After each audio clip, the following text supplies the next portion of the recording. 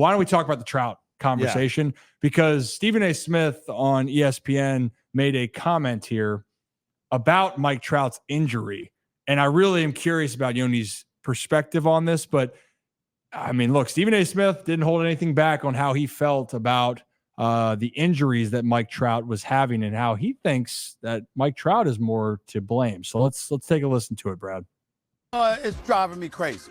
And let me tell you this. Mike Trout is a sensational player when he's healthy. One of the greatest. He really, really is. And I'm a huge, huge fan. But I've grown disgusted with his lack of availability. It makes me question. I know he looks the part.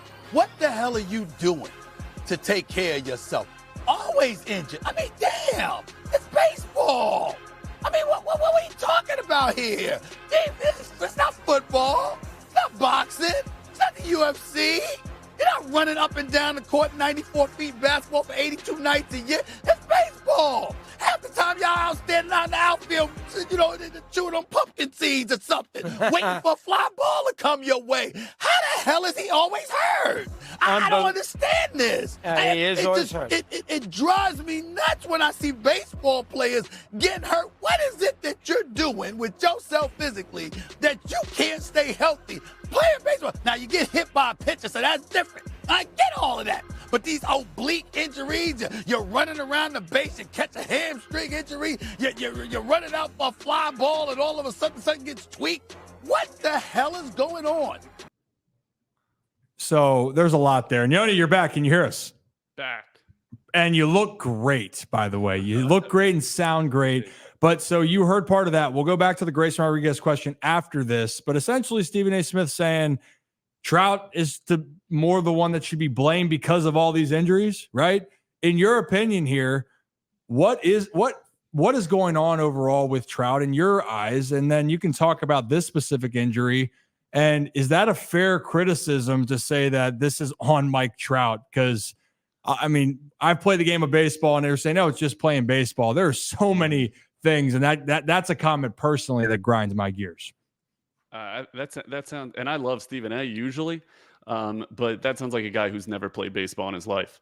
So, I mean, playing baseball on a Sunday is one thing. Playing baseball Sunday, Monday, Tuesday, Wednesday is a totally different thing. And you're talking about Mike Trout, who's probably tipping the scales at 250. And if he was playing football, you know, the dude's running a 4.2. I mean, you're talking about some of the most explosive athletes in the world, and they got to do this over and over and over and over.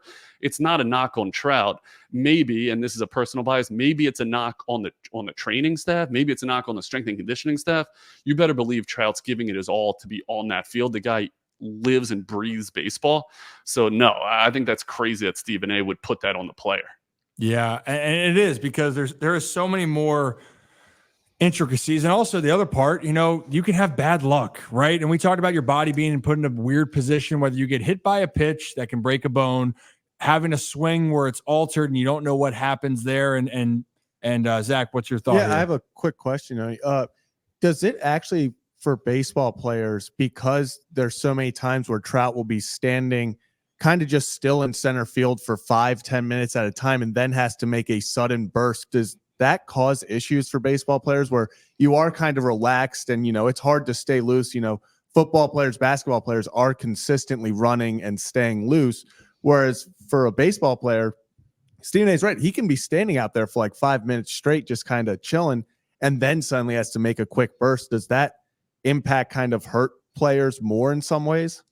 Maybe. I mean, just conjecture. I think more clearly we can speak to how many days of work these guys put together in a row. I mean, the NBA is strategic about how often they're getting their rest breaks or their days off. You'll see guys struggle mightily when they're playing back-to-backs. Baseball is 162 essentially back-to-backs. So I think it's more so just that overuse.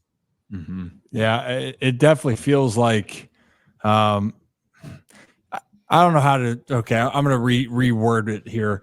I think that people want to look for a lot of different reasons of why certain guys get hurt. And again, once you get hurt, though, it's even more important in your field. You see when there are certain injuries that happen, and Trout's had a plethora of different injuries. The strength component, the rehab is such an important part of it because you're going to be more susceptible, right, in this situation, and that's what you've seen. So can you talk a little bit about what he's going to be dealing with his knee and kind of what he's going to have to do to get back, and do you kind of think he can get back before the end of the season?